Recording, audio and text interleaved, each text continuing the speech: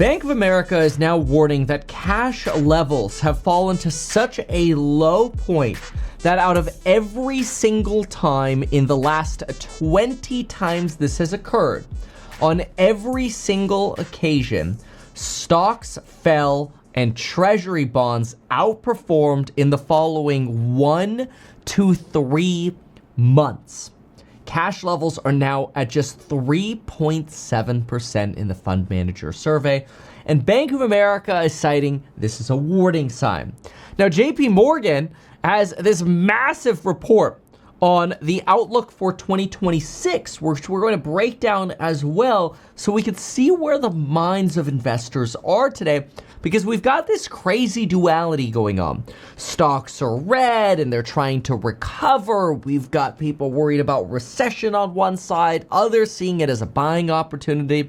I'll tell you, this morning, I have to say, I bought some of the dip. The Qs had a glorious dip and AMD lost that 232 line as our strategy this morning. I actually bought a short-term call option as well as buying the dip. But in the alpha report this morning, we bought some longer plays and a short-term call option in some of the mess we saw over here on the Qs. We're now regaining, bouncing off 595, and we're also seeing a reduction in the VIX, down from 10% down to just 5%. And in addition to that, a critical line to pay attention to for bullishness right here on AMD. You want to see AMD above 232 to reiterate short-term enthusiasm. Anyway, if you want all of those alerts and insights and perspectives, make sure you join the Alpha Report over at meetkevin.com. So let's look at some of these reports that we're getting. So Bank of America is telling us, hey, fund manager cash is so low. Is this bearish?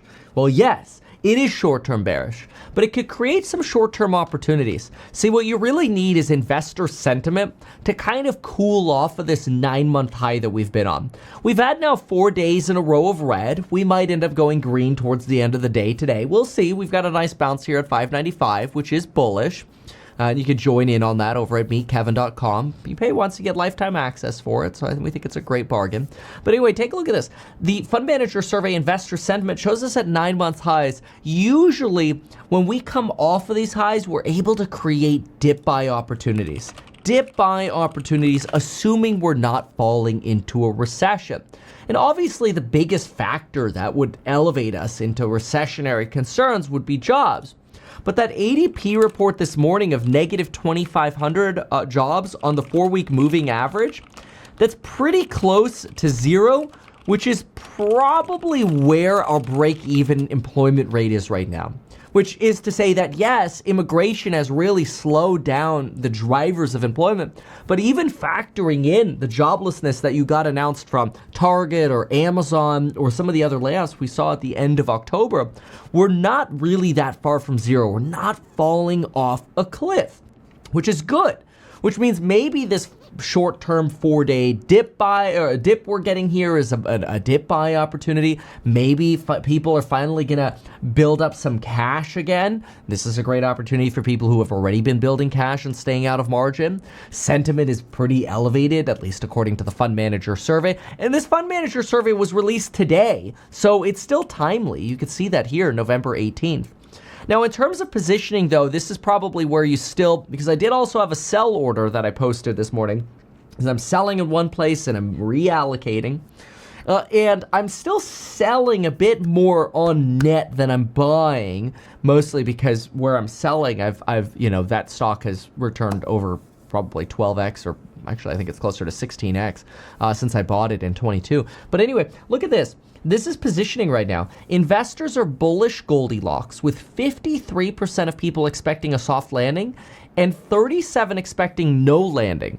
Only 6% are expecting a hard landing. So you don't actually have a lot of investors in this market pricing in a recession. I actually don't think markets are pricing in recession at all. What you're really getting right now is a bit of a breather of sort of a cash raise. That's what you're seeing right here over the last 4 or 5 days. Actually, I mean, really, you've seen this all of November, this slow bleed down. We've had some more days in a row of red over here, but you've seen this bleed down as a way of raising cash. And some of that is kind of normal. We see that cycle in the market, but we're not by any means seeing recessionary pricing in risk assets at all. And it makes sense because people are still bullish, soft landing or no landing. Great. I'm still 50-50 on whether we're slow bleeding or soft landing. But anyway, for the first time in 20 years, investors are now saying that there's a risk that companies are over-investing. And the biggest concerns for market investors right now, 45% say AI bubble, with the number one risk at 59% being some form of private credit event. This is because, following the BlackRock write-down on their renovation roll-up, Renovo Homes, the hotels like Sonder Homes going bankrupt, way upside down on their debts, the Ritz-Carlton developer going bankrupt after getting rug pulled by their private credit lender, the Tricolor bankruptcies, the First Brands bankruptcies, the failures of finance receivables auditing at PwC. Like, what the hell? Why aren't the auditors catching this? The reminiscence of what we're seeing with, oh, everything's triple rated, A+, we're good here. Right. But we're not actually seeing the big four rating firms doing most of the AAA rating right now. Most of the ratings are actually in private credit coming from smaller firms who are maybe fudging some of the ratings a little bit. That's why one of the reasons with our real estate startup, we use the highest standards for auditing. PCAOBs, like First Brands didn't use that. Tricolor didn't use that. X doesn't even use that. Elon Musk's X doesn't even use a PCAOB audit. Because you can kind of get away with a little bit more. PCAOB, those are pretty stringent audits. But most people aren't going to do that because they don't want that level of transparency, and those are the underlying risk, and the market sees that, and that's all driving some of the nervousness and desire to raise cash. I think it's smart to get out of debt. Do I think you have to run? Not necessarily, but minimizing your margin exposure, great. Long Mag 7, though, being considered a crowded trade. Now, what does JP Morgan have to say about that? So JP Morgan actually has a response about this long Mag 7 being too crowded, argument. And I actually think they did a good job here. I will tell you, out of this entire report that we've gone through, this 2026 report, they do a horrible job about talking about the labor market. All they do, and I feel like they're gaslighting us. I don't really like JP Morgan. I will give them credit where credit is due. I like the Sapphire, but honestly, I prefer the Venture X card. And I think Amex has really lost the lead in their travel cards. I don't think you could trust JP Morgan as a bank. If you're business banking with JP Morgan, I think there's a real likelihood you could get rug pulled at the worst time. It doesn't matter to me. I don't have any bank debt. My business doesn't have any bank debt. Like, it doesn't matter to us. I'm just saying, I think be careful with JP Morgan. I don't trust them. And I feel like while they do say some things here that I think are valid, they gaslight us on jobs. Basically, in their report, all they do is they talk about, hey guys, in the Industrial Revolution, technology basically created jobs. So, AI's got to be good for jobs too. Yeah, no duh, bro. Yes, in the long term, AI will create jobs. But I don't care that AI is going to create jobs in 10 years from now. I'm worried about what's happening over the next 2 years because I don't want to go into an unemployment recession. And JP Morgan, you're not even addressing the weakness in the labor market. In fact, you're literally saying the opposite. We see limited evidence that AI has impacted the labor market yet. That's a red flag. Mind you, they don't actually go down that rabbit hole. They do not want any of their clients selling. And I think that's just a bias you have to understand with JP Morgan. They do not want their clients selling. I mean, they literally go bullish crypto in this piece. Right here, look at this. We note burgeoning competition to the dollar from digital operations such as cryptocurrency, with market cap of $4 trillion now exceeding the $2 trillion at the start of 2024. Investors are looking to crypto as a potential store of value, now with a more friendly regulatory regime. It sounds like an ad. I feel like, Jamie Dimon's walking through the office going, hey guys, we can help you with crypto now too. We've got bullish tailwinds for a regulatory regime, what, blah, blah, blah. I mean, you get what I'm trying to say. Like, it's a very bullish sales pitch, and it makes me a little nervous that it's too bullish, but primarily because they totally ignore that jobs are weakening. There's no question that jobs are weakening. No question there at all. The hope, and this is the hopium, the hope is that we can rebound, right? Is that we can see job growth start booming again and start picking up as we get through the holidays and into January of next year. Now, hopes don't always create the best investment strategies, though. Consider Home Depot and Six Flags both reported that they hoped that Q3 and Q4 would be better. Okay? What ended up happening? Well, what we ended up getting was after Labor Day, Six Flags told us demand trends are slowing. And they ended up telling us that the reason traffic was down 11% was because of bad weather. And then Home Depot's like, yeah, we actually had too much good weather. So therefore, people didn't have to fix up their homes as much. And that's why our sales are down. And that's why we're reducing guidance. And I'm like, okay, fine. Maybe the weather was not bad enough to drive sales at Home Depot and not good enough to drive sales at Six Flags. But the point is the consumer's suffering, right? And JP Morgan's kind of ignoring that whole labor aspect because a good labor market drives consumer spending, right? So with that said, let's look at actually some of the components that I do think they provide fair points on, okay? So this is now the more bullish part, okay? They say that many of their clients at JP Morgan are holding more cash than they did before the pandemic. And so I call this contrarian bullish, right? Unlike the Bank of America Fund Manager Survey where cash levels are so low, this actually seems contrarian bullish. This is bearish right here, which is, we're capping out on AI model progress, but they think that agents will take over. I don't think so. I think we're probably capping out on like the AI chatbot encyclopedia progress, and now it's just a matter of turning that into revenues. That said, in fairness, I do think they make some valid points. Right now, if you compare AI spending today to the dot-com bubble, we're only spending around 1% of GDP right now. It's going to increase. It's going to increase. In my opinion, it's already going to plan to be closer to 4 to 5% of GDP. I mean, think about GDP is about $24 trillion. So 24 trillion times, call it 5%. That's about $1.2 trillion a year. We're probably closer to about 2.5% of GDP actually being spent right now, $500 billion a year, right? I mean, look at NVIDIA. They're going to forecast $500 billion of a backlog when they report earnings soon, which is when we're expiring the coupon code for the Meet Kevin Alpha report. Coupon code's actually NVDA, NVIDIA, right? Their ticker symbol. But anyway, they say current AI investment is around 1%. They say that investment tends to peak around 2 to 5% of GDP. Okay.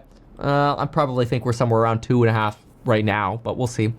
And they also say that a lot of the CapEx right now is still being driven by earnings. And they're right. They do rightly reference that there are bubbles in history. Tulip mania, Japanese asset bubble, subprime mortgage crisis. But in fairness, I didn't know this. I think this is a good point. The Oracle, which I wouldn't touch with a 10-foot pole, Oracle was 5x oversubscribed for their bond. That's crazy to me. Yesterday, you had Amazon talk about a $15 billion new bond subscription. Today, you had an Azure and Anthropic announcement. These are big investments that are still going on. And in fairness, they are being driven by cash flows. They say that right here. AI spending today is fueled by cash flows. They are right about that. Now, those cash flows are going to zero. Like you look at Amazon, their free cash flow is almost indistinguishable from zero now because they're investing so much.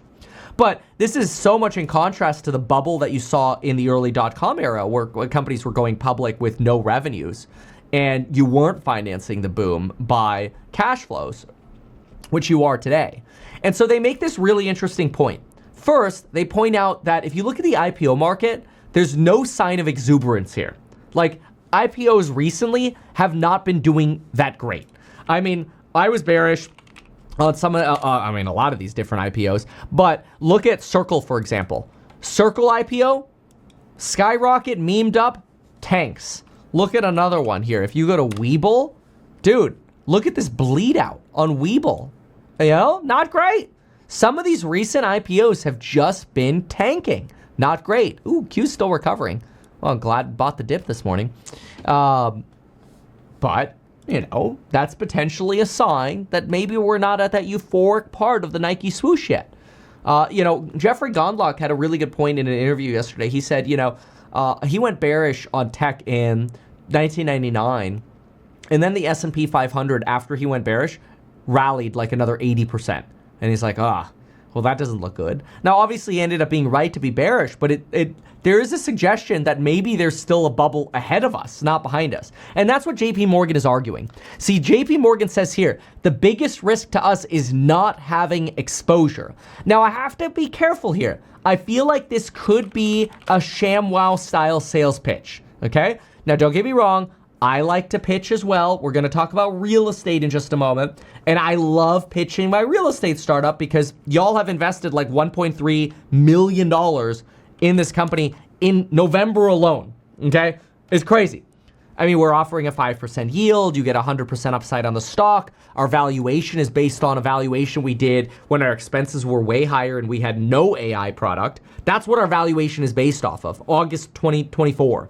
No AI product that, we were thinking about selling, and expenses that were way higher. We cut a lot of expenses, and I feel like we're in a really great place right now. We're still offering that 5% yield. You get 100% of the upside. Obviously, read the offering circular. You can read about our AI product as well that we're going to be launching soon, which is really exciting, at reinvest.co. Again, read the disclosures. You could see the real estate. We got to update this real estate section with the new 11 properties we just bought. I can't wait to do that. But we're in the middle of remodels on 11 different fixer-uppers right now. It's crazy. We might be up at 12 soon. I guess I'll know later today. But anyway, so I get it. There's a sales pitch aspect that JP Morgan is doing as well. And you kind of have to reconcile that here. They don't want their clients to sell, right? They don't want their clients to sell out. If I was going to do a Gemini put together a ShamWow pitch, Gemini says I should read the following. Are you tired of market turbulence? Is globalization leaving your portfolio wet with risk? Stop. You need the JP Morgan 2026 Outlook. This report instantly soaks up the three biggest threats. AI, the massive boom is not a bubble. We tell you where the trillion-dollar value is hiding. Fragmentation? Forget cheap. We'll show you huge profits in nearshoring. And inflation? Ha! Cash might be leaking value. So get yourself some real assets. So don't let your portfolio get wiped out. Check out the JP Morgan 2026 Outlook. Gemini slapped together that for me really quickly. But I say that half-heartedly because you have to know, you have to look at these JP Morgan reports. I mean, look at this. They put a beautiful leather binder on this. It's a sales pitch to some extent. Please don't sell your assets, right? All right, I get it. They're the biggest asset manager in the world. But it is interesting to me because they argue that the bubble could actually be ahead of us. Look at this. When we consider the evidence, it seems clear that the ingredients for a market bubble are present. That said, we think the risk is that the bubble is in the future, not in the past. Kind of interesting. So, what does JP Morgan recommend? Okay, so JP Morgan does the following. This is their strategy. And I've boiled this down because I don't think they do a really good job in their piece. So I've simplified this, okay? I've simplified to this. Mag 7, super microcomputer and infrastructure that's undervalued relative to the others that are still highly valued, like a Vertiv, but still they pitch water cooling. Then Mag 7, and then YOLO into GPT or Anthropic shares. And Databricks or the private market. That's roughly what they're saying here. Now, you could pause this and look at this on screen, but here they basically say that Microsoft, Meta, Alphabet, their valuation premiums are justified. In fairness, I kind of agree that companies like Meta and even Netflix, which I think Netflix will benefit from a boom in advertising to get these LLMs pitched, I actually think those are cheap right now. That's just my opinion, not personalized advice, obviously. But so they say they're optimistic that these valuations are justified. They're bullish on these various different plays. They also think, when I go to number 3 here, they think that Google basically can compound AI integrations a lot better than a lot of other companies can because they're so vertically integrated. They're kind of like that one-stop shop. And so when we looked at this the first time, I made this analogy about how if I go into my Google Drive, I could click on our House Hack offering circular and I can click AI voiceover, and they will do a podcast to explain a PDF to me as a podcast. It was crazy. Like, I gave this analogy because we were looking at this in the office. We're like, this is really good. They have like this man and a woman debating our offering circular. Oh yeah, they expect to make money from these different verticals. One of them, for example, buying what they call wedge deals, which are under market deals. And then they have like the lady interject, wedge deals? Yeah, because they think there's a wedge in the market value of the properties they're buying. And I'm like, this is crazy, right? Like, so I get it. You know, they also say, you know, so that's why they like the Mag 7 still, even though there's a lot of concentration risk there. But they also think that there are opportunities in other companies like the AI enablers. I think some of the AI enablers, you know, obviously the NVIDIAs, the Supermicros, the Vertivs, the MUs, the Microns, the MP Materials or whatever. Some of these are still very highly valued. I think MP is a little bit of a bubble. I think it can have a short-term bounce, but I still think it's going to trend to $31. So I don't want to go long on MP Material. But I do think like a Supermicro is probably less risky than betting on the consumer right now, whether it's Fun, Dave & Buster's, Chipotle, Home Depot, Target. You know, it's tempting because they're getting cheap, but maybe they're cheap for a reason, right? And then, of course, they talk about the private markets, which you want to always be careful with the private markets because of the risk that, you know, companies are really high in debt, which obviously is personally, I'm obviously biased here, why I'm throwing more money at my own real estate startup because I'm like, okay, I don't have the risk of debt at this company. The company owns no bank debt. Like, it's massively protected, I feel like, with so much real estate and cash in the bank. So I really like that. Plus, obviously, you know, we're going to be releasing our AI product, which some of you were happy in the chat. I was talking about this. We're going to release our super early beta for the Wedge Finder. We're going to call it the Reinvest AI, which will help score kind of real estate for people to prioritize when they go look to buy it. And because we think people will buy real estate, you know, over the next 3 to 5 years, I kind of want to sell, like right now as we start the product, a membership that gives you access for like 3 to 4 years at a really cheap basis on a monthly basis. Mostly because that'll give us cash to really double down on investing in the AI to make it even better. Because we want to, you know, not just value single families, but then value renovations, how you can boost your net worth, do the valuation work for you. We're really excited about what we could do with our AI. But anyway, a little tangential there.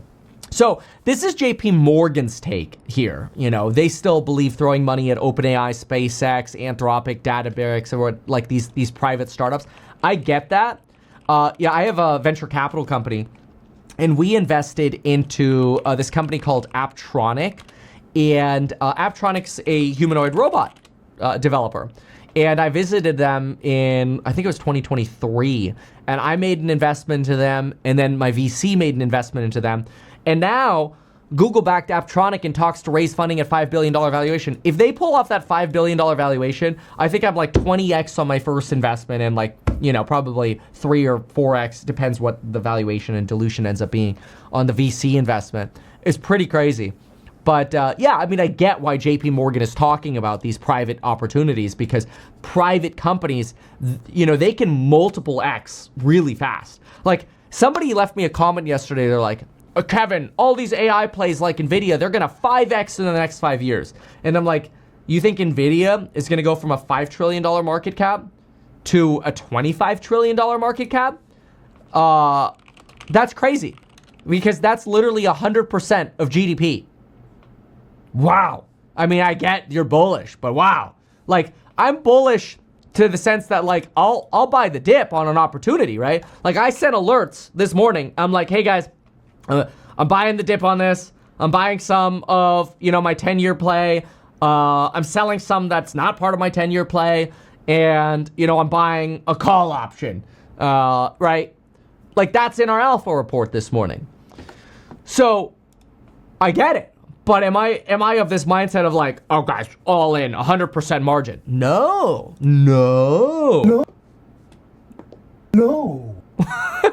Yeah, if you look at, and this is the sentiment right now you want to be careful of, look at this, dude. I had a guy I saw on Twitter yesterday, on X. He literally posted this. He posts, deployed margin, F it. I'm either working at McDonald's next year or I'll be filthy rich. And apparently the guy deployed margin on Robinhood. And I'm like, we just hit the F it deployed margin stage of the cycle. And I'm like, dude, look at this. Like Robinhood's down 22% from peak, but it's had this crazy run. And the guy's yeeting in on margin at this point. Like, great. Maybe it'll work out today. I don't know. Maybe Hood's green today. It's not. It's flat. Flat's better than red, I guess. That's fine. Maybe it'll work out day over day. But dude, you know, to YOLO into margin when this is what the week chart looks like, I don't know, man. You know, it's not the kind of risk aversion I like. You know, I like being a little bit more careful. So anyway, something else that is wild about JP Morgan is then, of course, they talk about infrastructure. They talk about investing in oil and natural gas. They really like natural gas plays, and they think that natural gas plays are really under allocated to right now. They like crypto, but there's actually something else. They talk about hedging against inflation. Now, this is not a surprise. You know, goods inflation is likely to experience some upward pressure from tariffs. Services inflation seems much more benign. Okay, they took that right from the Federal Reserve's playbook, right? But something else. Look at this. I got really excited about this. Now, I could be biased, okay? Your house hack CEO here, reinvest, okay? Maybe a little biased. But the U.S. housing market shortage, let me just read you their words. We estimate that since the global financial crisis, the United States has underbuilt houses by 3 to 4 million units relative to household formation. Based on current trends, it could take 10 years to close the gap. But by the end of the decade, so in 5 years, over 6 million new people will enter the 35 to 49 age group, which is the prime age for home buying. Given the extreme gap between the cost to rent and the cost to buy, we expect demand for rental housing to increase, especially in newer homes suitable for families within commuting distances for city centers. Bullish catalyst. I like that. It's why I am investing and plowing money into real estate. I think that Kevin's a brilliant guy, and I think that we'd all be very lucky to have him. Kevin's somebody we'd consider. Kevin is fantastic. Kevin is very talented, but I don't know if it's going to be him, but he's a very talented guy. But it's not just because of this rental demand. It's also because they think that real estate is a really good inflation hedge.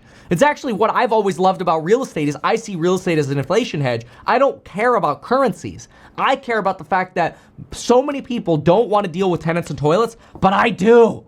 I love toilets. I love rats. I love dealing with mold. Maybe because I'm insane. Fine. But somebody's got to do it. Somebody's got to have the balls to do it. The cool thing is if you invest in House Hack, I'll do it for you. But anyway, so they say that to protect against longer term inflation, you can invest in commodities, specifically they like natural gas. Then they say real assets such as infrastructure and real estate. Okay, fine. So I like real assets like House Hack. But okay, I'm biased again. But anyway, they say we expect an acceleration in demand for power driven by electrification. We think people are underallocated to natural gas specifically, they say. They think that real estate serves as a great inflation hedge through rent escalators and frequent lease resets, and property values rise with land, labor costs, and material costs, which is good.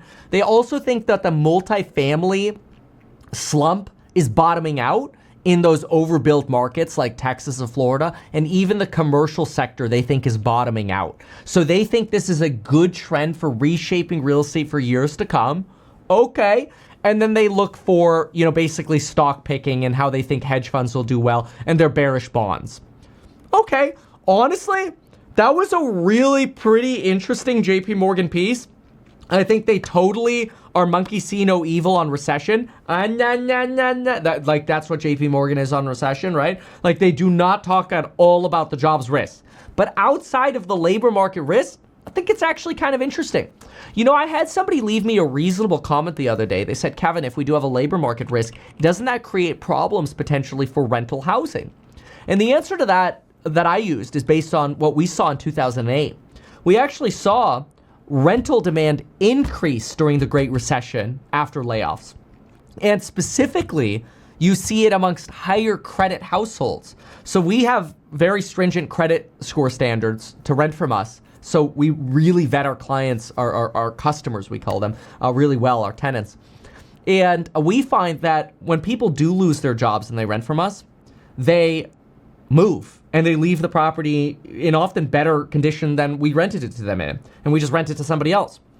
Or they have enough cash reserves to go find another job.